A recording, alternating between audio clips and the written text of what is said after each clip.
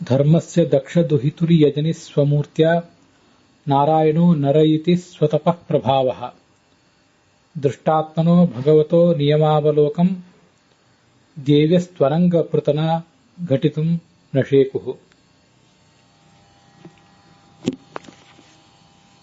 ಇವತ್ತು ನಾನು ಹೇಳಿಕ್ಕೆ ಹೊರಟಿರುವುದು ಒಂದು ಸಾಂದರ್ಭಿಕವಾದಂತಹ ವಿಷಯ. ಮಹಾಭಾರತದ ಅಥವಾ ಮತ್ಯಾವುದೇ ಪ್ರವಚನ ಸರಣಿಯ ಭಾಗವಾಗಿ ಕೂಡ ಮುಂದುವರಿಯಲಿಕ್ಕೆ ಯೋಗ್ಯ ಆಗಿರುವಂತಹ ಒಂದು ವಿಷಯವೇ. ಇಲ್ಲಿ ಯಾವುದಾದ್ರೂ ಕೂಡ ಇದನ್ನು ಮುಂದೆ ನಾವು ಯಾವುದೇ ಸಂದರ್ಭದಲ್ಲೂ ಸೇರಿಸಬಹುದು. ಇಂಥದೊಂದು ವಿಷಯದ ಕುರಿತು ಈ ಹಿಂದೆ ಹೇಳಿಲ್ಲ ಅಂತೇನಿಲ್ಲ, ಆದರೆ ಅದನ್ನೆಲ್ಲವನ್ನೂ ಕ್ರೋಢೀಕರಿಸಿ ಮತ್ತೊಂದ್ಸರಿ ಹೇಳಬೇಕಾದ ಅಗತ್ಯ ಇದೆ. ಯಾವುದೇ ವಿಷಯವನ್ನಾದರೂ ಕಾಲಕಾಲಕ್ಕೆ ಅಪ್ಡೇಟ್ ಮಾಡಬೇಕಾದ ಅಗತ್ಯ ಇರ್ತದೆ ಅಂತ ನನ್ನ ಭಾವನೆ. ಸಮಾಜದಲ್ಲಿ ನಡೀತಿರುವಂತಹ ವಿದ್ಯಮಾನಗಳನ್ನು ಗಮನಿಸಿದರೆ ಬೇರೆ ಬೇರೆ ರೀತಿಯಲ್ಲಿ ಬೇರೆ ಬೇರೆ ಶಬ್ದಗಳಲ್ಲಿ ಅದೇ ವಿಷಯವನ್ನೇ ಹೇಳಿರಿ ಅಂತ ಕೆಲವರು ಅಭಿಪ್ರಾಯಪಟ್ಟಿದ್ದರು. ಅದಕ್ಕಾಗಿ ಈ ಒಂದು ವಿಷಯವನ್ನು ಕೈಗೆತ್ತಿಕೊತಾ ಇದ್ದೇನೆ. ಸಮಾಜದಲ್ಲಿ ಅನೈತಿಕತೆ ಅಂತ ಅನ್ನುವುದು ಎಲ್ಲ ರಂಗಗಳಲ್ಲೂ ಕಾಣಿಸ್ತದೆ. ವ್ಯಭಿಚಾರ ಅನ್ನುವುದು ರಾಜಕೀಯ ವ್ಯಭಿಚಾರ, ಧಾರ್ಮಿಕ ವ್ಯಭಿಚಾರ, ಹೀಗೆ ಹೇಗೆ ನಡೆದರೆ ಅದು ಯುಕ್ತವೋ ಅದನ್ನ ನೈತಿಕತೆಯ ಮಾರ್ಗ ಅಂತಾರೋ, ಅದಕ್ಕೆ ವಿರುದ್ಧವಾಗಿ ನಡೆದರೆ ಅದೆಲ್ಲವೂ ಅನೈತಿಕವೇ. ರಾಜಕೀಯದ ನೀತಿ ನಿಯಮಗಳನ್ನು ಬಿಟ್ಟರೆ, ಕುಟುಂಬದ ನೀತಿ ನಿಯಮಗಳನ್ನು ಬಿಟ್ಟರೆ, ಸಮಾಜದ ನೀತಿ ನಿಯಮಗಳನ್ನು ಬಿಟ್ಟರೆ ಅದೆಲ್ಲವೂ ಕೂಡ ವ್ಯಭಿಚಾರ, ಅನೈತಿಕತೆ ಅಂತಾನೆ ಅನಿಸ್ಕೋತದೆ. ಆದರೂ ನಿರ್ದಿಷ್ಟವಾಗಿ ಸ್ತ್ರೀ ಪುರುಷರ ಸಂಬಂಧದಲ್ಲಿ ಕಂಡುಬರುವಂತಹ ಒಂದು ಅನೈತಿಕತೆ ಸಮಾಜದಲ್ಲಿ ಹೆಚ್ಚಾಗ್ತಿರುವುದು ನಮ್ಮ ಗಮನಕ್ಕೆಲ್ಲ ಬಂದಿರ್ತದೆ. ಅದರ ಕುರಿತಾಗಿ ಒಂದೆರಡು ಮಾತುಗಳನ್ನು ಹೇಳಬೇಕಾದ ಅಗತ್ಯ ಇದೆ. ಒಂದು ಭಾಗದಲ್ಲಿ ಆಗದೆ ಹೋದರೆ ಇನ್ನೊಂದು ಭಾಗದಲ್ಲಿ ಅಂತ ಕಾಣಿಸ್ತದೆ ನನಗೆ.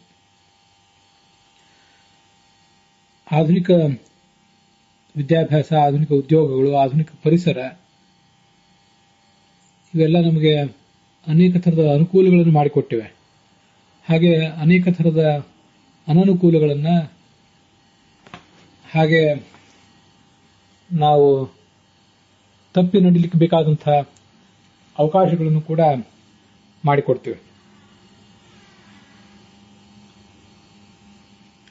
ವಿವಾಹ ಪೂರ್ವದಲ್ಲಿ ಆಗಲಿ, ವಿವಾಹದ ಬಳಿಕ ಆಗಲಿ ಅನೈತಿಕವಾಗಿ ವರ್ತಿಸುವುದೇನಿದೆ, ಹಿಂದೂ ಇತ್ತೇನೋ, ಹಿಂದಿನಕ್ಕಿಂತ ಈಗ ಪ್ರಮಾಣ ಪರ್ಸೆಂಟೇಜ್ ಹೆಚ್ಚಾಗಿದೆ ಅಂತ ಕೆಲವರು ಅನ್ಬಹುದು, ಅಥವಾ ಆ ಪರ್ಸೆಂಟೇಜಿನ ಬಗ್ಗೆ ಏನಾದರೂ ಒಂದು ವಿವಾದ ಆದರೂ ಇರಬಹುದು. ಅದು ಹೇಗೆ ಇರಲಿ, ಪರ್ಸೆಂಟೇಜಿನ ಬಗ್ಗೆ ವಿವಾದ ಬೇಡ, ಹೇಗೆ ಇರಬೇಕು, ಹೇಗೆ ವರ್ತಿಸಬೇಕು ಅಂತನ್ನುವುದನ್ನು ಮಾತ್ರ ನಾವು ಮತ್ತೆ ಮತ್ತೆ ಆಲೋಚನೆ ಮಾಡಿದರೆ ಸಾಕು.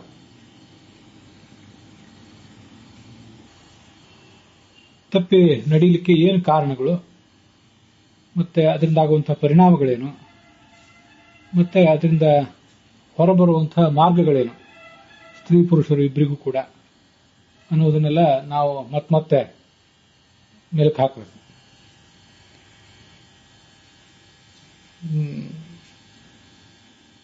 ದೀರ್ಘಕಾಲ ವಿದ್ಯಾಭ್ಯಾಸದಲ್ಲಿ ಮುಂದುವರಿಯುವುದು, ಉದ್ಯೋಗದಲ್ಲಿ, ವ್ಯವಹಾರದಲ್ಲಿ ಇನ್ನೂ ಕೂಡ ಒಂದು ನೆಲೆ ಕಂಡುಕೊಳ್ಳದೇ ಇರುವುದು, ಇವೆಲ್ಲ ವಿವಾಹ ಪೂರ್ವದಲ್ಲಿನ ಅನೈತಿಕತೆಗೆ ಕಾರಣ ಆಗ್ತವೆ. ಅವು ಅಷ್ಟು ಮಾತ್ರ ಅಲ್ಲ, ಆಧುನಿಕ ತಂತ್ರಜ್ಞಾನ ವಿಜ್ಞಾನಗಳ ಯುಗಗಳಿಂದ ನಮಗೆ ಅನೇಕ ಥರದ ಸಂಗತಿಗಳೆಲ್ಲ ತಿಳಿದು ಬರ್ತಿವೆ. ಅದು ಅನೇಕ ವಿಷಯಗಳನ್ನು ಆತ ಮನುಷ್ಯ ಸ್ತ್ರೀ ಮತ್ತು ಪುರುಷ ತಿಳ್ಕೋತಾರೆ, ಅದರ ಬಗ್ಗೆ ಕುತೂಹಲ ಮೂಡ್ತದೆ. ಆದರೆ ಅದರ ಬಗ್ಗೆ ಇರಬೇಕಾದಂತಹ ವಿವೇಕ ಇನ್ನೂ ಇರೋದಿಲ್ಲ. ಇವೆಲ್ಲದರ ಪರಿಣಾಮವಾಗಿ ತಪ್ಪಿ ನಡೀತಾರೆ. ಆಧುನಿಕ ಆಹಾರದ ಪರಿಣಾಮವಾಗಿ ಸ್ತ್ರೀಯರಲ್ಲಿ ಪ್ರೌಢ ವಯಸ್ಸು, ಋತುಮತಿಯಾಗುವಂಥ ವಯಸ್ಸು ಬೇಗ ಕಾಣ್ತಾ ಇದೆ ಅಂತ ನಾನು ಓದಿ ಬಲ್ಲೆ. ಆದ್ದರಿಂದ ಆ ಶರೀರಕ್ಕೆ ಆ ಪ್ರೌಢತೆ ಬಂದಿರ್ತದೆ, ಮನಸ್ಸಿಗೆ ಇನ್ನೂ ಆ ಪ್ರೌಢತೆ ಬಂದಿರೋದಿಲ್ಲ. ತಪ್ಪಿ ನಡೆದರೆ ಅದರಿಂದ ಆಗುವಂಥ ಮಾನಸಿಕ ದೈಹಿಕ ಪರಿಣಾಮಗಳು, ಕೌಟುಂಬಿಕ ಸಾಮಾಜಿಕ ಪರಿಣಾಮಗಳು, ಧಾರ್ಮಿಕ ಪರಿಣಾಮಗಳೇನು ಅಂತ ಊಹಿಸುವಂಥ ಶಕ್ತಿ ಹದಿ ವಯಸ್ಸಿನವರಲ್ಲಿ ಬಂದಿರೋದಿಲ್ಲ. ಅದರ ಪರಿಣಾಮವಾಗಿ ಆಗ ತಪ್ಪಿ ನಡೀತಾರೆ. ಅದು ವಿವಾಹ ಪೂರ್ವ ವಿಷಯಗಳ ಕುರಿತಾಗಿ ಆಯಿತು. ವಿವಾಹ ಆದಮೇಲಾದರೂ ಕೂಡ ಮನುಷ್ಯ ನನಗೆ ಯಾವಾಗ ವಿವೇಕ ಬಂದಿದೆ ಅಂತ ತಿಳ್ಕೊಂಡಿರ್ತಾನೆ, ಅಥವಾ ವಿವೇಕ ಬಂದಿದೆ, ಇವನು ಒಳ್ಳೆ ವಿವೇಕಿ ಅಂತ ಬೇರೆಯವ್ರ ಕಡೆಯಿಂದ ಅನಿಸಿಕೊಳ್ತಾನೆ. ಆ ಸಂದರ್ಭದಲ್ಲೂ ಕೂಡ ಮಧ್ಯ ವಯಸ್ಸು, ಯೌವನ, ಮಧ್ಯ ವಯಸ್ಸು, ವಾರ್ಧಕ್ಯ, ಆ ವಯಸ್ಸಿನಲ್ಲೂ ಕೂಡ ಯಾವ ಸ್ತ್ರೀ ಪುರುಷರು ಇಂಥ ದುರ್ವರ್ತನೆಗೆ ಬಲಿಯಾಗೋದಿಲ್ಲ ಅಂತೇನಿಲ್ಲ. ಇನ್ನೊಬ್ಬರ ದುರ್ವರ್ತನೆಗೆ ನಾವು ಬಲಿಯಾಗೋದೊಂದು ವಿಷಯ ಬೇರೆ. ನಾವೇ ಇಂಥ ದುಷ್ಟ ಅಭ್ಯಾಸಗಳಿಗೆ ಮನಸೋಲೋದಿಲ್ಲ ಅಂತೇನಿಲ್ಲ. ಅದಕ್ಕೆ ಹೇಳಿದಂತೆ ಆಧುನಿಕ ಉದ್ಯೋಗಗಳ ಪರಿಸರ, ಮುಕ್ತವಾಗಿ ಎಲ್ರಿಗೂ ಬರೀಲಿಕ್ಕಿರುವಂತಹ, ಮುಕ್ತವಾಗಿ ಮತ್ತೆ ಗುಪ್ತವಾಗಿಯೂ ಕೂಡ ಬೆರೀಲಿಕ್ಕಿರುವಂತಹ ಅನುಕೂಲಗಳು, ಇವೆಲ್ಲ ಇದನ್ನ ಹೆಚ್ಚು ಮಾಡಿವೆ.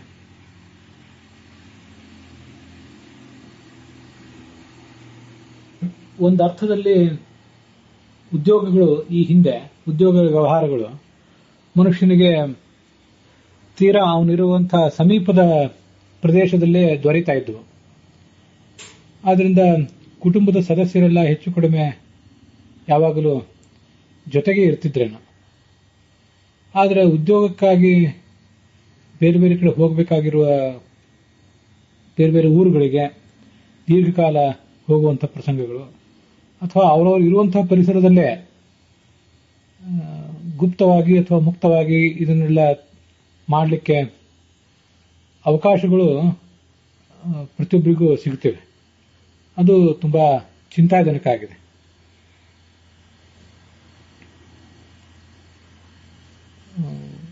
ಮದುವೆ ಮಾಡ್ಕೊಳ್ಳೋದಕ್ಕಿಂತ ಮುಂಚೆ ಒಂದು ಲೈಂಗಿಕ ಶಿಕ್ಷಣವನ್ನ ಪ್ರತಿಯೊಬ್ಬರಿಗೂ ಕೂಡ ಕೊಡಬೇಕು ಅನ್ನುವಂಥ ಚಿಂತನೆ ಎಲ್ಲ ಕಡೆ ನಡೀತಿರ್ತದೆ. ಶಿಕ್ಷಣ ತಜ್ಞರು ಮೊದಲಾದವರೆಲ್ಲ ಅದನ್ನು ಆಲೋಚನೆ ಮಾಡ್ತಿರ್ತಾರೆ. ತಪ್ಪಿ ನಡೆದರೆ ಏನಾಗ್ತದೆ ಅನ್ನುವಂಥ ದುಷ್ಪರಿಣಾಮಗಳನ್ನು ಕೂಡ ಅವರಿಗೆ ಕಲಿಸಬೇಕು, ಎಲ್ಲವನ್ನೂ ಹೇಳಬೇಕು. ದೇಹ ಮನಸ್ಸುಗಳ ಬೆಳವಣಿಗೆ ಇತ್ಯಾದಿಗಳ ಬಗ್ಗೆ ಎಲ್ಲ ಹೇಳಬೇಕು ಅಂತ ಕೇಳಿ ಬರ್ತಿರ್ತದೆ. ಆದರೂ ಅಂಥ ಪೂರ್ಣವಾದಂತಹ ಶಿಕ್ಷಣದ ಅಥವಾ ಶಿಕ್ಷಣದ ಒಂದು ಪಠ್ಯ ಇನ್ನೂ ತಯಾರಾಗಿಲ್ವೇನೋ ಅಂತ ಕಾಣಿಸ್ತದೆ. ಎಷ್ಟು ಪಠ್ಯವನ್ನು ಓದಿಸಿದ್ರು, ಎಷ್ಟು ಶಿಕ್ಷಣವನ್ನು ಕೊಟ್ಟರು ತಪ್ಪಿ ನಡೆಯುವವರು ನಡೆದೇ ನಡೀತಾರೆ, ಸರಿಯಾಗಿರುವವರು ಸರಿಯಾಗಿದ್ದೇ ಇರ್ತಾರೆ. ಆ ವಿಷಯ ಬೇರೆ. ಆದರೂ ನಮ್ಮಲ್ಲಿ ಇನ್ನೂ ಕೆಲವು ಪುಸ್ತಕಗಳು, ಇನ್ನೂ ಕೆಲವು ಪಠ್ಯಗಳು ಬರಬೇಕು ಅಂತ ನನಗೆ ಕಾಣಿಸ್ತದೆ. ಈ ವರ್ತನೆಗಳು ನಿಮ್ಮೆಲ್ಲಿವೆಯಾ ಅಂತ ಕೆಲವು ಪುಸ್ತಕಗಳನ್ನ ನೀವೆಲ್ಲ ನೋಡಿರ್ತೀರಿ. ಈ ಹಿಂದೆ ಮೀನಗುಂಡಿ ಸುಬ್ರಹ್ಮಣ್ಯಂ ಅವರು ಬರೆದಿದ್ದಂಥ ಒಂದು ಪುಸ್ತಕ ಅದು. ಅದರಲ್ಲಿ ಸಾಕಷ್ಟು ವಿಷಯಗಳನ್ನು ಅವರು ಕವರ್ ಮಾಡಲಿಕ್ಕೆ ಸಮರ್ಥರಾಗಿದ್ದಾರೆ, ಇಲ್ಲ ಅಂತಲ್ಲ. ಅಂಥದ್ದು ದಾಂಪತ್ಯದಲ್ಲಿ ತಪ್ಪಿ ನಡೆದವರು, ವಿವಾಹ ಪೂರ್ವದಲ್ಲಿ, ವಿವಾಹ ಬಳಿಕ ತಪ್ಪಿ ನಡೆದವರು ಏನು ಸಮಸ್ಯೆಗಳನ್ನು ಅನುಭವಿಸಿದ್ದಾರೆ, ಕುಟುಂಬಕ್ಕೆ ಏನು ಸಮಸ್ಯೆ ಆಗಿದೆ, ಸಮಾಜಕ್ಕೆ ಏನು ಸಮಸ್ಯೆ ಆಗಿದೆ, ಧರ್ಮಕ್ಕೆ ಹೇಗೆ ಧಕ್ಕೆ ಬಂದೊದಗಿದೆ ಅನ್ನೋದನ್ನೆಲ್ಲ ಮತ್ತಷ್ಟು ಕವರ್ ಮಾಡಬೇಕು. ಅನೇಕ ಥರದ ಉದಾಹರಣೆಗಳನ್ನು, ವ್ಯಕ್ತಿಗಳ ಹೆಸರು ಬೇಡ, ಆದರೂ ಕೂಡ ಅಂಥ ಉದಾಹರಣೆಗಳನ್ನು ಕೊಟ್ಟು ಅದರಿಂದ ಸ್ತ್ರೀಯರಿಗೆ ಮತ್ತು ಪುರುಷರಿಗೆ ಮಾನಸಿಕವಾಗಿ ಏನು ದುಷ್ಪರಿಣಾಮಗಳಾಗ್ತವೆ, ಒಂದು ಸಾಧನೆಗೆ ಏನು ಹಿನ್ನಡೆ ಆಗ್ತದೆ ಅನ್ನೋದನ್ನೆಲ್ಲ ಮತ್ತಷ್ಟು ಹೇಳುವಂತಹ ಒಂದು ಪ್ರಯತ್ನ ಮಾಡಬೇಕು. ಇದಕ್ಕೆ ಕಾರಣಗಳು ಮತ್ತೆ ಅವುಗಳ ಪರಿಹಾರ, ಇದ್ರ ಬಗ್ಗೆ ಎಲ್ಲ ಹೀಗೊಂದು ಆಲೋಚನೆ ಯಾವತ್ತೂ ಕೂಡ ನಡೆದಿರಬೇಕು. ಹಿಂದೆ ಹೇಳಿದ ವಿಷಯಗಳನ್ನೇ ಮತ್ತೆ ಬೇರೆ ಬೇರೆ ಉದಾಹರಣೆಗಳ ಮೂಲಕ, ಬೇರೆ ಬೇರೆ ಶೈಲಿಗಳ ಮೂಲಕ ಹದಿಹರೆಯದವರಿಗೆ, ಯುವಕರಿಗೆ, ಮಧ್ಯವಯಸ್ಕರಿಗೆ ಪ್ರತಿಯೊಬ್ಬರಿಗೂ ಕೂಡ ಹೇಳಬೇಕಾದದ್ದು ಬಹಳ ಮಹತ್ವದ್ದು ಅಂತಲೇ ನನಗನ್ಸೋದು. ಇದು ಯಾರೋ ಕೆಲವರಿಗೆ ಮಾತ್ರ ಅಲ್ಲ, ದುರ್ವರ್ತನೆಗಳು, ವ್ಯಭಿಚಾರಗಳು ಎಲ್ಲರಲ್ಲೂ ಕಾಣ್ತಿರೋದ್ರಿಂದ ಎಲ್ಲರಿಗೂ ಕೂಡ ಅದನ್ನ ಹೇಳಲೇಬೇಕು ಅಂತಲೇ ಅನಿಸ್ತದೆ. ಮತ್ತೆ ಆದವರಲ್ಲಿ ಇಂಥದ್ದು ನಡೆದರೆ ಅದು ವಿಚ್ಛೇದನ ಇತ್ಯಾದಿಗಳಿಗೆ ಕಾರಣ ಆಗ್ತದೆ. ನಮ್ಮಲ್ಲಿ ಇದು ಭಾರತೀಯ ಸಮಾಜ ಆದ್ರಿಂದ ಅಷ್ಟು ಸುಲಭವಾಗಿ ಸ್ತ್ರೀಯರು ವಿಚ್ಛೇದನದ ಅವಕಾಶವನ್ನು ಪಡ್ಕೊಳ್ಳೋದಿಲ್ಲ, ಮತ್ತೆ ಅವರಿಗೆ ಮುಂದಿನ ಜೀವನಕ್ಕೆ ಅದು ಕಂಟಕ ಆಗ್ತದೆ. ಇದನ್ನೆಲ್ಲ ನಾವು ನೋಡಿದ್ದೇವೆ. ಅಥವಾ ವಿಚ್ಛೇದನ ಮಾಡಿಕೊಂಡ್ರೂ ಕೂಡ ಮಕ್ಕಳ ಬೆಳವಣಿಗೆ, ಮಕ್ಕಳ ಮಾನಸಿಕ ಬೆಳವಣಿಗೆ, ಅವರ ಸಾಮಾಜಿಕ ಸ್ಥಾನಮಾನಗಳು ಇತ್ಯಾದಿಗಳಿಗೆಲ್ಲ ಅದು ಧಕ್ಕೆ ತರ್ತದೆ ಅಂತನ್ನೋದನ್ನ ನಾವು ನೋಡಿದ್ದೀವಿ. ಪಾಶ್ಚಾತ್ಯ ಸಮಾಜ ಆದರೆ ಇಂಥದನ್ನೆಲ್ಲ ಸುಲಭವಾಗಿ ಅಂಥವೇನಾದರೂ ಉದಾಹರಣೆಗಳು ಕಂಡು ಬಂದ್ರೆ, ವಿವಾಹದಲ್ಲಿ ದಾಂಪತ್ಯ ದ್ರೋಹ ಇತ್ಯಾದಿಗಳು ಕಂಡು ಬಂದ್ರೆ ಕೂಡಲೇ ಅವರು ಪ್ರತಿಭಟಿಸಿ ಅದಕ್ಕೊಂದು ಕ್ರಮ ತಗೊಂಡು ತಮ್ಮ ದಾರಿ ತಾವು ನೋಡ್ಕೋತಾರೇನೋ. ಆದರೆ ಅದು ಭಾರತೀಯ ಸಮಾಜ ಅಷ್ಟು ಸುಲಭವಾಗಿ ಆಗೋದಿಲ್ಲ. ಸ್ತ್ರೀಯರು ಅನೇಕ ಬಾರಿ ಇದಕ್ಕೆಲ್ಲ ಬಲಿಪಶುಗಳಾಗಿ ಬಿಡ್ತಾರೆ. ಅದನ್ನ ಸ್ತ್ರೀಯು ಕೂಡ ಪ್ರತಿಭಟಿಸಬೇಕು, ಮತ್ತು ಪುರುಷನೂ ಕೂಡ ಅಂಥ ದಾರಿಗಳಿಗೆ ತಾನು ಬೀಳದೆ ಇರುವುದನ್ನ, ತನ್ನವರು ಯಾರು ಕೂಡ ಬೀಳದೆ ಇರುವುದನ್ನ ಖಚಿತಪಡಿಸ್ಕೋಬೇಕು. ಮರ್ಯಾದೆ, ಕುಟುಂಬದ ಮರ್ಯಾದೆ, ಮನೆತನದ ಮರ್ಯಾದೆ ಅನ್ನುವ ಒಂದು ಆಲೋಚನೆಯಿಂದ ಇಂಥದನ್ನ ಮುಚ್ಚಿಡುವುದು ಬೇಡ. ಸ್ತ್ರೀಯರ ಅದನ್ನ ಪ್ರತಿಭಟಿಸಬೇಕು. ನಾವು ನಮ್ಮ ವ್ಯಕ್ತಿಗತ ವಿಷಯದ ಬಗ್ಗೆ ಆಲೋಚನೆ ಮಾಡೋದು ಬೇಡ. ಒಟ್ಟಾರೆ ನಮ್ಮ ಕುಟುಂಬದ ಬಗ್ಗೆ ಆಲೋಚನೆ ಮಾಡೋಣ. ಇಂಥದ್ದು ಒಂದು ಪ್ರವೃತ್ತಿ ಮುಂದುವರೆದ್ರೆ, ನನ್ನ ಗಂಡನಾದವನಲ್ಲಿ ಇಂಥದೊಂದು ಪ್ರವೃತ್ತಿ ಮುಂದುವರೆದ್ರೆ, ಅಥವಾ ನನ್ನ ಹೆಂಡತಿ ಆದವಳಲ್ಲಿ ಇದೊಂದು ಪ್ರವೃತ್ತಿ ಮುಂದುವರೆದ್ರೆ ಮುಂದೆ ಏನಾಗಬಹುದು ಅಂತ ಆತ ಮತ್ತೆ ಆಕೆ ಇಬ್ರು ಕೂಡ ಪರಸ್ಪರ ಎಚ್ಚರಿಸಬೇಕು. ಅವರಲ್ಲಿರುವಂತಹ ದುರ್ವರ್ತನೆಗಳನ್ನು ತಿದ್ದಲಿಕ್ಕೆ ಬೇಕಾದಂತಹ ಯಾರು ಹಿರಿಯರು, ಧಾರ್ಮಿಕ ಮುಖಂಡರು ಮೊದಲಾದವರು ಅವರ ಸಹಾಯವನ್ನ ತಗೊಳ್ಬೇಕು.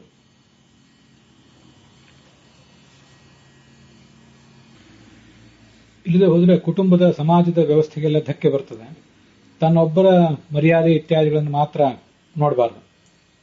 ಒಟ್ಟಾರೆ ತನ್ನ ಸಾಧನೆಯಲ್ಲಿ, ತನ್ನ ಗಂಡನ ಸಾಧನೆಯಲ್ಲಿ ಎಲ್ಲದರಲ್ಲೂ ಕೂಡ ಇದನ್ನ ತಿದ್ದಿಕೊಳ್ಳುವುದರಲ್ಲೇ ಒಂದು ಒಳಿತಿದೆ ಅಂತನ್ನೋದನ್ನ ಅವರು ಮನಗಾಣಬೇಕು.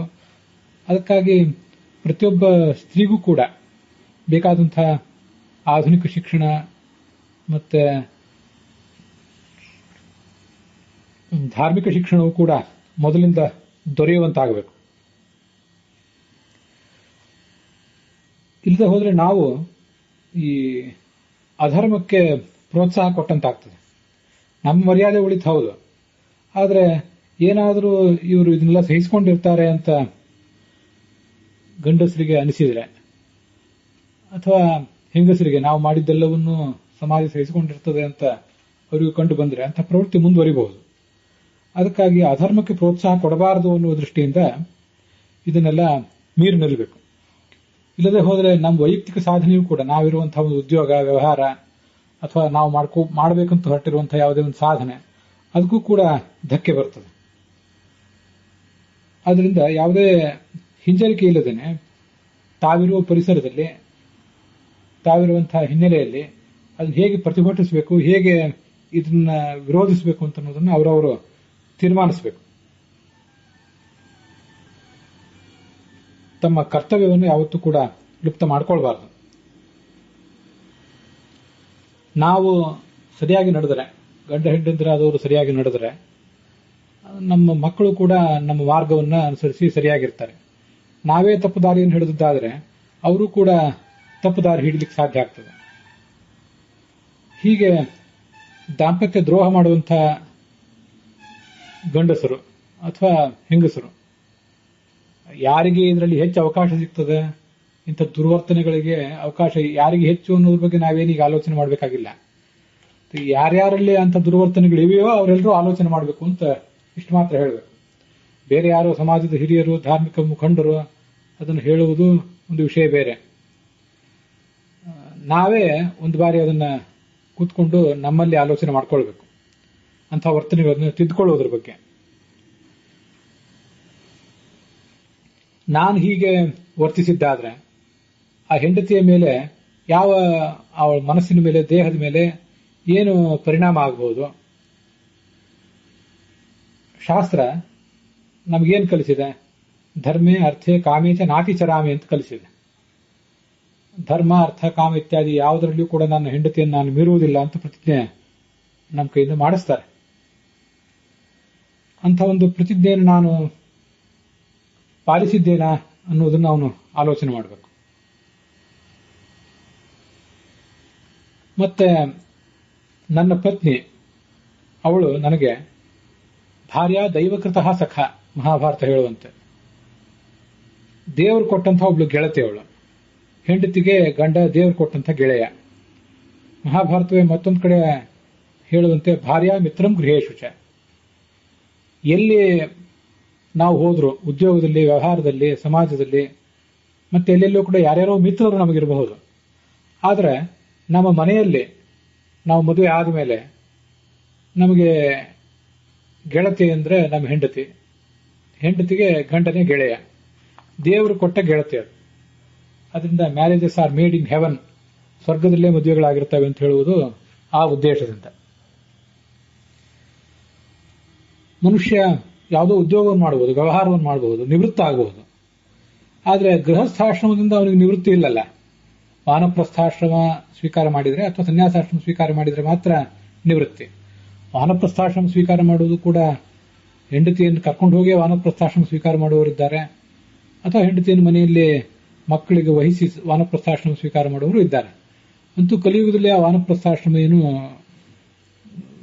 ಕಂಡು ಬರೋದಿಲ್ಲ, ಶಾಸ್ತ್ರದಲ್ಲೇ ಅದು ಕಂಡು ಬರೋದಿಲ್ಲ. ಅಂತೂ ಮನುಷ್ಯ ಸಾಯುವವರೆಗೂ ಗೃಹಸ್ಥನಾಗಿರಬೇಕು, ಗಂಡ ಹೆಂಡತಿ ಇಬ್ಬರು ಕೂಡ. ಇಬ್ಬರಲ್ಲಿ ಒಬ್ಬರು ಮರಣಿಸುವವರಿಗೂ ಅವರು ಪರಸ್ಪರ ಗೆಳೆಯ ಗೆಳತಿಯರೇ. ಅಲ್ಲಿವರೆಗೂ ಕೂಡ ಆ ನಮ್ಮ ಗೆಳೆತನ ಸರಿಯಾಗಿ ಯುಕ್ತವಾಗಿದೆಯಾ ಅಂತನ್ನೋದನ್ನ ಅವನು ಯಾವತ್ತೂ ಆಲೋಚನೆ ಮಾಡಬೇಕು. ಶೈವ ತಸ್ಯ ಹಿ ಭೇಷಜಂ ಅಂತ ಹೇಳ್ತಾರೆ. ಈ ಪತ್ನಿ ಅಂತನ್ನುವುದು ನಮ್ಮ ಎಲ್ಲಾ ರೀತಿಯಾದಂತಹ ಒಂದು ದುಃಖ, ದುಮ್ಮಾನ, ನಮ್ಮ ಕಾಮ ಮೊದಲಾದಂತಹ ಸಮಸ್ಯೆಗಳು, ಕಾಮ, ಪ್ರೇಮ ಇತ್ಯಾದಿಗಳಿಗೆ ಅವಳೊಂದು ಔಷಧ ಅಂತ ಅವಳನ್ನ ವರ್ಣಿಸ್ತಾರೆ. ಅಂಥ ಮಹಾಸ್ಥಾನ ಇದೆ, ಶಾಸ್ತ್ರದಲ್ಲೇ ಅದನ್ನು ಕೊಟ್ಟಿದ್ದಾರೆ. ಅಂಥ ಅದ್ಭುತವಾದ ಸ್ಥಾನ ಇರುವಂತಹ ಪತ್ನಿಯನ್ನ ನಾವು ಸರಿಯಾಗಿ ನಡೆಸ್ಕೊಂಡಿದ್ದೀವಾ ಅನ್ನೋದನ್ನೆಲ್ಲ ನಾವು ಯಾವತ್ತೂ ಕೂಡ ಆಲೋಚನೆ ಮಾಡಬೇಕು. ನಚ ಭಾರ್ಯಾಸಮಂ ಕಿಂಚಿತ್ ವಿದ್ಯತೆ ಭಿಷಜಾಂ ಮತಂ.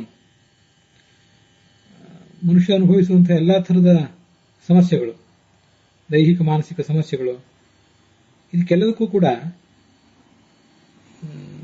ಇವಳಿಗಿಂತ ದೊಡ್ಡದಾದಂತಹ ಔಷಧ ಅಂತನ್ನುವುದೇ ಇಲ್ಲ. ಮನುಷ್ಯನನ್ನ ಎಲ್ಲ ರೀತಿಯಿಂದಲೂ ನೆಮ್ಮದಿಯಿಂದ ಇಡ್ಲಿಕ್ಕೆ ಸಾಧನವಾದಂತಹ ಒಂದು ದಿವ್ಯೌಷಧ ಅಂತ ಹೇಳ್ತಾರೆ ಅವಳು. ಭರ್ತಾ ನಾಮ ಪರಂ ನಾರ್ಯಾ ಭೂಷಣಂ ಭೂಷಣೇರ್ವಿನ. ಹಾಗೆ ಆ ಗಂಡ ಅಂತನೂರು ಹೆಂಡತಿ ಒಂದು ಅಲಂಕಾರ, ಹೆಂಡತಿಗೆ ಗಂಡ ಅಲಂಕಾರ ಇದ್ದಂತೆ ಗಂಡನಿಗೆ ಹೆಂಡತಿಯು ಕೂಡ ಒಂದು ಅಲಂಕಾರಳೆ.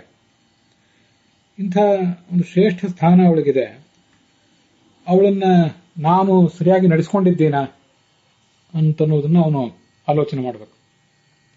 ಷಡಿಮಾನಿ ವಿನಶ್ಯಂತಿ ಮುಹೂರ್ತ ಮನವೇಕ್ಷಣಾತ್ ಗಾವ ಸೇವಾ ಕೃಷಿರ್ಭಾರ್ಯ ವಿದ್ಯಾ ವೃಷಲ ಸಂಗತಿ ಅಂತ ಮಹಾಭಾರತದಲ್ಲಿ ಮತ್ತೊಂದು ಕಡೆ. ಈ 6 ಸಂಗತಿಗಳು ನೀವು ಅವುಗಳನ್ನು ನಿರ್ಲಕ್ಷಿಸಿದರೆ ಅವು ಹಾಳಾಗಿ ಹೋಗ್ತವೆ ಅಂತ ಎಚ್ಚರಿಸ್ತದೆ ಶಾಸ್ತ್ರ. ಗಾವ ಗೋವುಗಳು. ಸೇವಾ, ಗೋ ಅಂದ್ರೆ ಧನ, ನಮ್ಮ ದನಕರುಗಳು, ಗೋ ಸಂಪತ್ತು, ಅದಲ್ಲದೆ ಶಾಸ್ತ್ರ ಸಂಪತ್ತು. ಸೇವಾ, ನಾವು ಮಾಡುವಂತ ಸರ್ವೀಸು, ಜಾಬ್ ಇತ್ಯಾದಿ. ಕೃಷಿ, ಅಲ್ಲಿ ನಡುವಿರುವುದು ಭಾರ್ಯ. ವಿದ್ಯಾ, ನಮ್ಮ ಎಜುಕೇಶನ್, ನಾವು ಗಳಿಸಿದಂಥ ಜ್ಞಾನ. ವೃಷಲ ಸಂಗತಿ, ಆಳು ಕಾಳು, ಅವುಗಳ ಮೇಲಿನ ಮೇಲ್ವಿಚಾರಣೆ. ಅಲ್ಲಿ ಭಾರ್ಯ ಅಂತ ಒಂದನ್ನ ಕೊಟ್ಟಿದ್ದಾರೆ. ಅದನ್ನ ಮುಹೂರ್ತ ಮನವೇಕ್ಷಣ. ಒಂದು ಕ್ಷಣ ಅದನ್ನ ನಾವು ನಿರ್ಲಕ್ಷಿಸಿದ್ರೂ ಕೂಡ ಅದು ಹಾಳಾಗಿ ಹೋಗ್ತದೆ. ಈ 6 ಸಂಗತಿಗಳು ಹಾಳಾಗಿ ಹೋಗ್ತವೆ. ಅವುಗಳಿಗೆ ಆಯಾ ಕಾಲಕ್ಕೆ ತಕ್ಕಂತೆ ಒಂದು ಗಮನ ಕೊಡಬೇಕು. ಆದ್ರಿಂದ ಇಬ್ಬರಿಗೂ ಕೂಡ ಸುಖ ಇದೆ, ನೆಮ್ಮದಿ ಇದೆ. ಶಾಸ್ತ್ರದಲ್ಲಿ ಹೀಗೆ, ಮಹಾಭಾರತದಲ್ಲೂ ಒಂದು ಮಾತಿದೆ, ಅಸಂಭೋಗೋ ಜರಾ ಸ್ತ್ರೀಣಾಂ ಅಂತ. ಇವೆಲ್ಲ ಉದ್ಯೋಗ ಪರ್ವ, ವನಪರ್ವದಲ್ಲಿ ಬರುವಂತಹ ಮಾತುಗಳು. ಆ ಮಾತನ್ನ ನೇರವಾಗಿ ನಾವು ನೋಡಿದ್ರೆ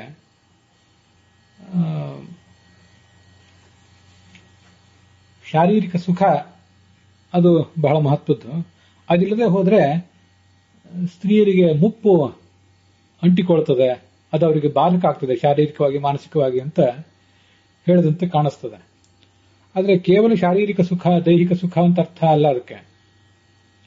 ಕಾಮ ಮತ್ತು ಪ್ರೇಮ ಅವೆರಡೂ ಕೂಡ ಒಂದೇ ನಾಣ್ಯದ 2 ಮುಖ. ಅದು ಇಲ್ಲದೆ ಹೋದ್ರೆ, ಅದು ಅವಳಿಗೆ ದೊರೆಯದೆ ಹೋದ್ರೆ, ಗಂಡನಾದವನಿಂದ ಅದು ಸರಿಯಾಗಿ ದೊರೆಯದೆ ಹೋದ್ರೆ ಅವಳಿಗೆ ಅಕಾಲದಲ್ಲೇ ಮುಪ್ಪು ಬಂದು ಅಂಟಿಕೊಳ್ತದೆ ಅಂತ ಅದರ ತಾತ್ಪರ್ಯ. ಮನುಷ್ಯನಿಗೆ ನೆಮ್ಮದಿ ಬೇಕು, ಸುಖ ಬೇಕು. ಅದು ಮನೆಯಲ್ಲಿ ಸಿಗದೇ ಇರುವಂತಹ ಸುಖ ಆಗಲಿ, ನೆಮ್ಮದಿ ಆಗಲಿ ಹೊರಗೆ ಎಲ್ಲಿಂದ ಸಿಗ್ಲಿಕ್ಕೆ ಸಾಧ್ಯ? ಏಕಮುಖವಾಗಿ ಯಾರಿಂದಲೂ ಏನೂ ಸಿಗ್ಲಿಕ್ಕೆ ಸಾಧ್ಯ ಇಲ್ಲ. ಏಕಮುಖವಾಗಿ ನಾವು ಯಾವ್ದಾದ್ರು ಒಂದು ಕೆಲಸವನ್ನು ಮಾಡಬಹುದು ಏಕಾಂಗಿಯಾಗಿ. ಆದರೆ ಸುಖ ಮತ್ತು ನೆಮ್ಮದಿ ಅಂತ ಅನ್ನೋದು ಪರಸ್ಪರರಿಂದ ಬರಬೇಕಾದದ್ದು. ಸಮಾಜ, ಮನುಷ್ಯ ಕುಟುಂಬ ಜೀವಿ, ಅವನು ಸಮಾಜದ ಜೀವಿ. ದಂಪತಿಗಳಿಬ್ರು ಕೂಡ, ಗಂಡ ನೆಮ್ಮದಿಯಿಂದ ಇದ್ರೆ, ಸುಖವಾಗಿದ್ರೆ, ಹೆಂಡತಿಯು ಕೂಡ ನೆಮ್ಮದಿಯಿಂದ ಇರಬಲ್ಲಳು. ಅವಳು ನೆಮ್ಮದಿಯಿಂದ ಸುರಕ್ಷಿತ ಭಾವನೆಯಿಂದ ಇದ್ರೆ ಗಂಡನು ಕೂಡ ಆ ಥರ ಇರ್ಲಿಕ್ಕೆ ಸಾಧ್ಯ. ಆ ಒಬ್ಬರಲ್ಲಿ ಆ ನೆಮ್ಮದಿಯ ಭಾವನೆ, ಭದ್ರತೆಯ ಭಾವನೆಗೆ ಏನಾದರೂ ಧಕ್ಕೆ ಬಂದ್ರೆ ಅದು ಇವನಿಗೂ ಕೂಡ ಅಂತರಂಗದಲ್ಲಿ ನೆಮ್ಮದಿ ಇಲ್ಲದಂತಾಗ್ತದೆ. ಆದರೆ ಮನುಷ್ಯನ ಸ್ವಭಾವ ಹೇಗಿರ್ತದಂದ್ರೆ, ಅವನು ಯಾವತ್ತೂ ಕೂಡ ಅವನ ಭಾಷೆ, ಮುಖವಾಡ ಒಂದು ಬೇರೆ ಇರ್ತದೆ, ಒಳಗಿನ ವ್ಯಕ್ತಿತ್ವ ಒಂದು ಬೇರೆ ಇರ್ತದೆ. ಅವನನ್ನ ಯಾವತ್ತೂ ಕೂಡ ಆಳುವುದು, ಅವನನ್ನು ನಿಯಂತ್ರಿಸುವುದೆಲ್ಲ ಅವನ ಅಹಂಕಾರ, ಈಗೋ ಅಂತ ಅನ್ನುವುದೇ. ಆದ್ರಿಂದ ಅಂತರಂಗದಲ್ಲಿ ನೆಮ್ಮದಿ ಇಲ್ಲದೆ ಹೋದ್ರೂ ಕೂಡ ಬಹಿರಂಗದಲ್ಲಿ ತನಗಿರುವಂತಹ ಸ್ಥಾನ, ಮಾನ, ಸಮಾಜದಲ್ಲಿ ತನಗಿರುವಂತಹ ಅನುಕೂಲಗಳು ಇತ್ಯಾದಿಗಳನ್ನು ಬಳಸಿ ಅವಳನ್ನ ನಿರ್ಲಕ್ಷಿಸ್ತಾನೆ. ಕೆಲವು ಕಡೆ ಕೇವಲ ನಿರ್ಲಕ್ಷ್ಯ ಮಾತ್ರ ಕಂಡು ಬರ್ತದೆ. ಕೆಲವು ಕಡೆ ಅವಳನ್ನ ಈ ಕಾಮದ ದೃಷ್ಟಿಯಿಂದ ಮೀರುವುದು ಕೂಡ, ಕಾಮೇ ಅತಿಚರಣ, ವ್ಯಭಿಚಾರವೂ ಕೂಡ ಕಂಡು ಬರ್ತದೆ. ಇವನಿಗಿರುವಂತಹ ಸ್ಥಾನಮಾನ ಅವಳಿಗಿಲ್ಲದೆ ಹೋದ್ರೆ ಅವಳು ಮೌನವಾಗಿ ಕಣ್ಣೀರಿಡ್ತಾ ಇದನ್ನೆಲ್ಲ ಅನುಭವಿಸಬೇಕಾಗ್ತದೆ. ಅನೇಕ ಕಡೆ ನಾವು ಇಂಥದನ್ನೆಲ್ಲ ನೋಡಿರ್ತೇವೆ. ಪ್ರತಿಭಟಿಸ್ಲಿಕ್ಕೆ ಮಾರ್ಗ ಇರೋದಿಲ್ಲ, ಅವರಿಗೆ ಬದುಕಲಿಕ್ಕೆ ಬೇರೆ ದಾರಿ ಇರೋದಿಲ್ಲ, ಅದಕ್ಕೆ ಬೇಕಾದ ಶಿಕ್ಷಣ ಇರೋದಿಲ್ಲ. ಶಿಕ್ಷಣ ಮಾರ್ಗ ಇದ್ರೂ ಕೂಡ ಧಾರ್ಮಿಕವಾಗಿ ಅದಕ್ಕೆ ಅವಕಾಶ, ಅನುಮತಿ ಇರೋದಿಲ್ಲ. ಆದ್ರಿಂದ ಅವರು ಮೌನವಾಗಿ ಇದನ್ನೆಲ್ಲ ಕಣ್ಣೀರು ಹಾಕಿ ಅನುಭವಿಸಬೇಕಾಗ್ತದೆ. ಇದನ್ನೇ ಮುಪ್ಪು ಅಂತ ಅನ್ನೋದು. ಅಕಾಲಿಕವಾಗಿ ಅವರಿಗೆ ಮುಪ್ಪು ಬರ್ತದೆ. ಅಕಾಲಿಕವಾಗಿ ದೇಹಕ್ಕೆ, ಮನಸ್ಸಿಗೆ ಮುಪ್ಪು ಬಂದಾಗ ಸಮಾಜದಲ್ಲಿ ನಾವು ಕುಟುಂಬದಲ್ಲಿ ಕೂಡಿ ಬದುಕಬೇಕಾದಂತಹ ಗಂಡ ಹೆಂಡತಿ ಹೇಗೆ ನೆಮ್ಮದಿಯಿಂದ ಇರ್ಲಿಕ್ಕೆ ಸಾಧ್ಯ? ಗಂಡ ಹೆಂಡತಿರಲ್ಲಿ ಇಬ್ಬರಲ್ಲೂ ಕೂಡ ದೈಹಿಕವಾಗಿ ಮತ್ತು ಮಾನಸಿಕವಾಗಿ ಮೊದಲು ಯೌವನ, ಆಮೇಲೆ ಮಧ್ಯ ವಯಸ್ಸು, ಮುಂದೆ ಮುಪ್ಪು, ಇವು ಕ್ರಮವಾಗಿ ಬರ್ತಾ ಹೋಗಬೇಕು. ಕ್ರಮವಾಗಿ ಬರ್ತಾ ಹೋದಾಗ ಅದಕ್ಕೆ ತಕ್ಕಂತೆ ಆ ಕಾಮ, ಪ್ರೇಮ ಇವುಗಳ ಜೀವನವನ್ನು ನಡೆಸಿ ಒಂದು ಪಕ್ವತೆಯನ್ನು ಪಡೆದು ಪರಸ್ಪರ ನೆಮ್ಮದಿಯನ್ನು ಹಂಚಿಕೊಂಡು ಅವರು ಬದುಕಲಿಕ್ಕೆ ಸಾಧ್ಯ.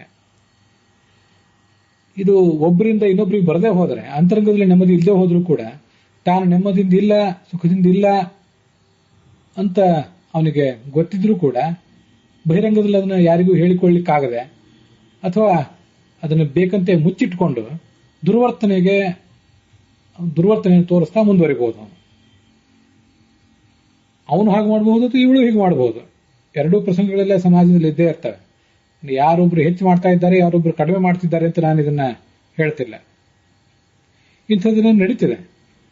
ನಾವು ಒಂದ್ ಸ್ವಲ್ಪ ಆಲೋಚನೆ ಮಾಡಬೇಕು. ನಾನು ಹೀಗೆ ಮಾಡ್ತಿದ್ದೇನಲ್ಲ, ಇದನ್ನ ನನ್ನ ಹೆಂಡತಿಗೆ ನಾನು ಈ ತರ ಮಾಡ್ತಿದ್ದೇನೆ, ಮತ್ತೆ ನನ್ನ ಮಗಳಿಗೆ ನಾನು ಮದುವೆ ಮಾಡಿಕೊಟ್ಟಾಗ ಇಂಥ ಒಂದು ದಾಂಪತ್ಯ ದ್ರೋಹ ಆದರೆ, ದಾಂಪತ್ಯ ದ್ರೋಹಕ್ಕೆ ಅವಳು ಒಳಗಾದರು ಆದರೆ ಅವಳು ಏನ್ ಮಾಡಬೇಕು? ನನ್ನ ತಂಗಿಯೋ ನನ್ನ ಅಕ್ಕನೋ ಇಂಥ ದಾಂಪತ್ಯ ದ್ರೋಹಕ್ಕೆ ಒಳಗಾದ್ರೆ ಆಕೆ ಏನ್ ಮಾಡಬೇಕು? ಹಾಗಾದ್ರೆ ಪರಿಣಾಮ ಏನಾದಿತ್ತು, ನನಗೆ ಅದರಿಂದ ನೋವು ಎಷ್ಟಾದಿತ್ತು ಅಂತ ಅನ್ನೋದನ್ನ ಒಂದು ಬಾರಿ ನಾನು ಆಲೋಚನೆ ಮಾಡಬೇಕು.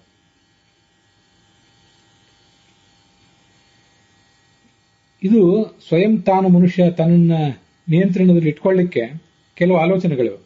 ಇಂಥ ಆಲೋಚನೆಗಳು ನಮಗೆ ಬರೋದಿಲ್ಲ. ಆತ್ಮನ ಪ್ರತಿಕೂಲಾನಿ ಪರಸ್ಯಾಪಿ ನ ಸಾಧಯೇತ್ ಅಂತ ಮಹಾಭಾರತ ಹೇಳಿದೆ, ಶಾಸ್ತ್ರಗಳು ಹೇಳಿಯೇ ಇವೆ. ನಮಗೆ ಯಾವುದನ್ನ ಇನ್ನೊಬ್ಬರು ಮಾಡಿದರೆ, ಮಾಡಬಾರ್ದಾದನ್ನು ಮಾಡಿದರೆ, ಮಾಡಬೇಕಾದನ್ನ ಮಾಡದೆ ಹೋದ್ರೆ ನಮ್ಗೇನು ನೋವಾಗ್ತದೆ, ನಮ್ಮ ಹಕ್ಕುಗಳಿಗೆ ಧಕ್ಕೆ ಬಂತು ಅಂತ ನಾವೇನೋ ಆಕ್ರೋಶ ಮಾಡ್ತೇವೆ. ಅದನ್ನ ನಾವು ಇನ್ನೊಬ್ಬರಿಗೆ ಮಾಡಿದರೆ ಅವರಿಗೆ ಹೇಗೆ ಅದರಿಂದ ತೊಂದರೆ ಆದೀತು ಅಂತ ಅನ್ನೋದನ್ನ ಸ್ವಲ್ಪ ಆಲೋಚನೆ ಮಾಡಬೇಕಲ್ಲ. ನನಗೆ ನಮ್ಮವರಿಗೆ ಯಾರು ಏನು ದ್ರೋಹ ಮಾಡಬಾರ್ದು, ಯಾರು ತೊಂದರೆ ಕೊಡಬಾರ್ದು. ಆದರೆ ನಾನು ಇನ್ನೊಬ್ಬರಿಗೆ ಈ ತರ ತೊಂದರೆ ಕೊಡಬಹುದು, ದ್ರೋಹ ಮಾಡಬಹುದು, ವಂಚಿಸಬಹುದು ಅಂತಾದ್ರೆ ಇದು ಮನುಷ್ಯ ಬದುಕುವ ರೀತಿ ಏನಿದು ಡಬಲ್ ಸ್ಟ್ಯಾಂಡರ್ಡ್ ಜೀವನ ಆಗ್ತದೆ. ಒಂದು ಕ್ಷಣಕಾಲ ತಾನು ಏಕಾಂತದಲ್ಲಿ ಕೂತ್ಕೊಂಡು ನನ್ನ ಮಗಳು, ನನ್ನ ಸಹೋದರಿ ಅಂಥವಳು ಇಂಥದ್ದೊಂದು ದಾಂಪತ್ಯ ದ್ರೋಹಕ್ಕೆ ಒಳಗಾದ್ರೆ ಏನ್ ಮಾಡಬೇಕು ಅಂತ ಅನ್ನೋದನ್ನು ನಾನು ಆಲೋಚನೆ ಮಾಡಬೇಕು. ಅವಳ ಗಂಡಂದಿರಾದವರು ಅವಳನ್ನು ಹೀಗೆ ವಂಚಿಸಿದ್ರೆ ಏನಾದೀತು, ನಮ್ಮ ಪರಿಸ್ಥಿತಿ ಏನಾದೀತು, ನಮಗೆ ನೋವೆಷ್ಟಾದೀತು ಅಂತ ಅನ್ನೋದನ್ನು ಆಲೋಚನೆ ಮಾಡಬೇಕು. ಇನ್ನೂ ಒಂದು ಆಲೋಚನೆ ಅವ್ರು ಮಾಡಬೇಕಾದದ್ದಿದೆ. ನಾವು ಈ ತರ ವರ್ತನೆ ಮಾಡಿದಾಗ, ಗಂಡಾಗ್ಲಿ ಹೆಣ್ಣಾಗ್ಲಿ ಈ ತರ ವರ್ತನೆ ಮಾಡಿದಾಗ ನಮ್ಮನ್ನು ನೋಡಿ ಕಲಿಬೇಕಾದವರು ನಮ್ಮ ಮುಂದಿನವರು, ನಮ್ಮ ಗಂಡು ಮಕ್ಕಳು, ನಮ್ಮ ಹೆಣ್ಣು ಮಕ್ಕಳು, ನಮ್ಮ ಪರಿಸರದವರು, ನಮ್ಮ ವಿದ್ಯಾರ್ಥಿಗಳು, ನಮ್ಮ ಶಿಷ್ಯರು ಮೊದಲಾದವರೆಲ್ಲ ನಮ್ಮನ್ನು ನೋಡಿ ಕಲಿಬೇಕಾದವರು. ಅವರು ಏನಂತ ನಮ್ಮ ವರ್ತನೆಗಳನ್ನು ಹೇಗೆ ತಗೊಂಡಾರು, ಇವು ಹೀಗೆ ಮುಂದುವರಿತಾ ಹೋದ್ರೆ ಸಮಾಜ ಮುಟ್ಟುವುದೆಲ್ಲಿ, ಎಲ್ಲಿಗೆ ಹೋದಿತ್ತು, ಯಾವ ಥರದ ದೈಹಿಕ ಮಾನಸಿಕ ರೋಗಗಳಿಗೆ ಇದೆಲ್ಲ ತುತ್ತಾದಿತ್ತು ಅನ್ನೋದನ್ನು ಒಂದು ಬಾರಿ ಅವನು ಏಕಾಂತದಲ್ಲಿ ಕೂತ್ಕೊಂಡು ಒಂದು ಸ್ವಲ್ಪ ಆಲೋಚನೆ ಮಾಡಬೇಕು. ಆ ಥರ ಮಾಡಿದ್ದಾದ್ರೆ ಒಂದು ಮಟ್ಟಿನ ಸಂಯಮ, ಒಂದು ಸ್ವಲ್ಪ ಪಾಪ ಪ್ರಜ್ಞೆ ಅವನು ಕಾಡಬಹುದು ಅಂತ ನನಗೆ ಅನೇಕ ಬಾರಿ ಕಾಣಿಸ್ತದೆ. ಅದಲ್ಲದೆ ವ್ಯಭಿಚಾರ ಮಾಡಿದ್ದಕ್ಕೆ, ಅಂತ ದಾಂಪತ್ಯ ದ್ರೋಹ ಮಾಡಿದ್ದಕ್ಕೆ ಏನೇನು ಥರದ ಶಿಕ್ಷೆಗಳನ್ನ ಶಾಸ್ತ್ರದಲ್ಲಿ ಹೇಳಿದ್ದಾರೆ, ನಮ್ಮ ಶಾಸ್ತ್ರದಲ್ಲಿ ಹೇಳಿದ್ದಾರೆ, ಮಹಾಭಾರತದ ಶಾಸ್ತ್ರಗಳಲ್ಲಿ ಇದ್ದೇ ಇವೆ. ಇಂಥ ಅನೈತಿಕತೆಯನ್ನು ಮಾಡಿದರೆ ಅವನಿಗೆ ಬೇರೆ ಯಾವುದೇ ರೀತಿಯಾದ ಪರಿಹಾರ ಇಲ್ಲ, ದೇಹಾಂತವೇ ಪರಿಹಾರ, ದೇಹವನ್ನೇ ಪರಿತ್ಯಾಗ ಮಾಡಬೇಕು. ಇಂಥ ಅನೈತಿಕ ಕೃತ್ಯಗಳಿಗೆ ಕಾರಣ ಆದಂಥ ತನ್ನ ದೇಹದ ಅಂಗವನ್ನ ಕತ್ತರಿಸಿಕೊಂಡು ಅವನು ಉತ್ತರ ದಿಕ್ಕಿಗೆ ಪ್ರಯಾಣ ಮಾಡ್ತಾ ಹೋಗಬೇಕು. ಎಲ್ಲಿವರೆಗೆ ಶರೀರ ಹಾಗೆ ಇರುತ್ತದೋ ಅಲ್ಲಿವರೆಗೆ ಪ್ರಯಾಣ ಮಾಡಬೇಕು. ಇನ್ನು ಶರೀರಕ್ಕೆ ನಡೀಲಿಕ್ಕೆ ಸಾಧ್ಯ ಇಲ್ಲ ಅಂತಾದಾಗ ಬಿದ್ದು ಬಿಡಬೇಕು ಅಂತೆಲ್ಲ ವರ್ಣನೆ ಮಾಡಿದ್ದಾರೆ. ಅವನನ್ನ ನರಕದಲ್ಲಿ ಒಂದು ಕಾದ ಹಂಚಿನ ಮೇಲೆ ಮಲಗಿಸ್ತಾರೆ, ಮತ್ತೆ ಉಕ್ಕಿನ ಕಂಬಗಳನ್ನ ತಬ್ಬಿಕೊಳ್ಳಿಕ್ಕೆ ಹೇಳ್ತಾರೆ ಅಂತ ಸ್ತ್ರೀ ಮತ್ತು ಪುರುಷರಿಗೆ. ಇಂಥದನ್ನೆಲ್ಲ ಅಲ್ಲಿ ವರ್ಣನೆ ಮಾಡ್ತಾರೆ. ಭಯಂಕರವಾದಂತಹ ಶಿಕ್ಷೆಗಳನ್ನೆಲ್ಲ ಹೇಳ್ತಾರೆ. ಅದು ಆ ಕಡೆ ಇರಲಿ, ನರಕದಲ್ಲಿ ಆಗುವಂತಹ ಶಿಕ್ಷೆಗಳು ಆ ಕಡೆ ಇರಲಿ, ಪ್ರಾಯೋಪವೇಶ ನಮಗೆ ಮಾಡ್ಲಿಕ್ಕೆ ಆಗದೇ ಇರಬಹುದು. ನಾವು ಈಗ ನಮ್ಮನ್ನು ನಂಬಿರುವವರ ಮೇಲೆ, ನಮ್ಮನ್ನು ನಂಬಿರುವವರಿಗೆ ಹೀಗೊಂದು ದಾಂಪತ್ಯ ದ್ರೋಹ ಮಾಡ್ತಿದ್ದೇವಲ್ಲ, ಕರ್ಮ ಅಂತನ್ನುವುದು ನಮ್ಮನ್ನು ಸುಮ್ಮನೆ ಬಿಡೋದಿಲ್ಲಲ್ಲ.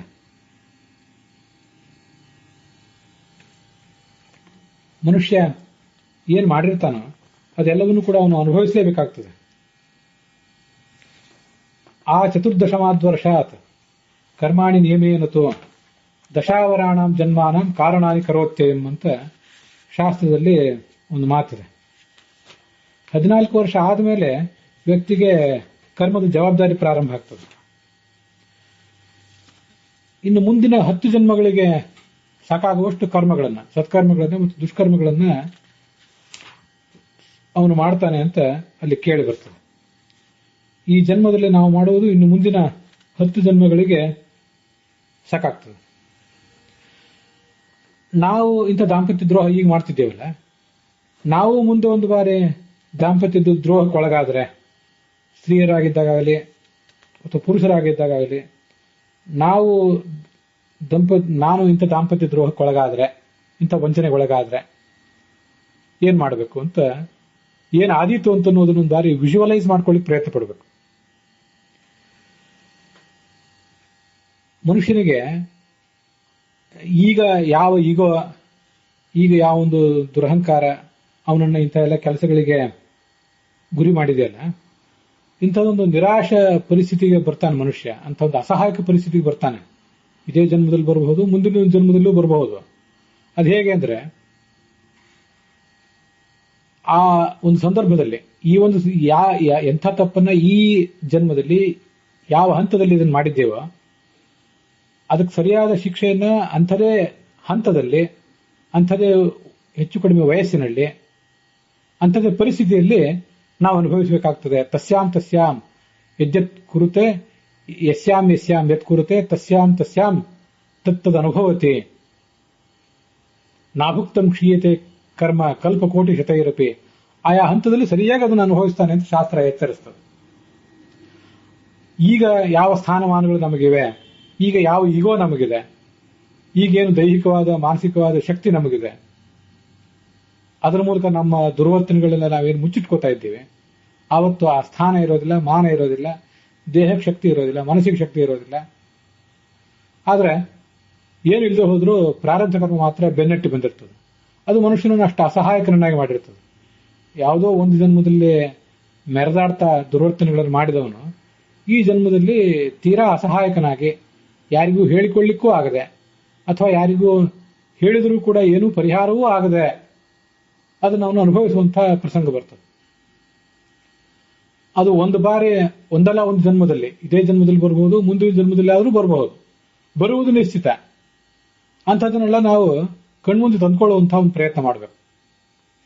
ನನ್ನ ಮಗಳಿಗೆ, ನಮ್ಮ ಸಹೋದರಿಗೆ ಇಂಥ ಒಂದು ದ್ರೋಹ ಆದರೆ ಏನು ಗತಿ, ನನಗೆ ನಾಳೆ ಇಂಥದೊಂದು ದ್ರೋಹ ಆದರೆ, ಇಂಥ ಪರಿಸ್ಥಿತಿ ಬಂದರೆ, ಅವತ್ತು ನಾನು ಯಾರನ್ನು ನಂಬಿರ್ತೀನಿ ಅವರು ನನಗೆ ಈ ಥರ ಕೈ ಕೊಟ್ರೆ ಅವಾಗ ಗತಿ ಏನೋ ನನ್ನದು ಅಂತ ಅದನ್ನೆಲ್ಲ ಒಂದು ಬಾರಿ ಕಣ್ಮುಂದೆ ಕಾಣುವಂಥ ಪ್ರಯತ್ನ ಮಾಡಬೇಕು ಮನುಷ್ಯ.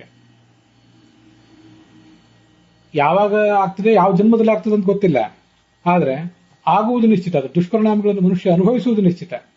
ಇದನ್ನೊಂದು ಬಾರಿ ಕಣ್ಮುಂದೆ ಏಕಾಗ್ರಚಿತ್ತನಾಗಿ, ಇದಕ್ಕೆ ಬೇರೆ ಯಾರೇ ದೊಡ್ಡ ವೈದ್ಯರು, ಮನೋವೈದ್ಯರು, ಮನೋವಿಶ್ಲೇಷಣಾ ತಜ್ಞರು ಅವ್ರು ಯಾರೂ ಬೇಡ. ನಾವೇ ಏಕಾಂತದಲ್ಲಿ ದೇವರ ಎದುರಿಗೆ ಕೂತ್ಕೊಂಡು ಇದನ್ನೆಲ್ಲ ಒಂದು ಬಾರಿ ಪ್ರಾಂಜಲ ಮನಸ್ಸಿನಿಂದ ತಂದ್ಕೊಳ್ಳಿಕ್ಕೆ ಸಾಧ್ಯ ಆದರೆ ಒಂದಿಷ್ಟು ಸಂಯಮ ಬಂದಿತ್ತು. ಅದನ್ನೊಂದ್ಸರಿ ಮಾಡಿ ನೋಡುವಂಥ ಪ್ರಯತ್ನ ನಾವು ಮಾಡಬೇಕು. ಇದಿಷ್ಟನ್ನ ಇಲ್ಲಿವರೆಗೆ ಹೇಳ್ತೇನೆ. ಮುಂದಿನ ವಿಷಯಗಳನ್ನು ಮುಂದಿನ ಭಾಗದಲ್ಲಿ ಹೇಳ್ತೇನೆ.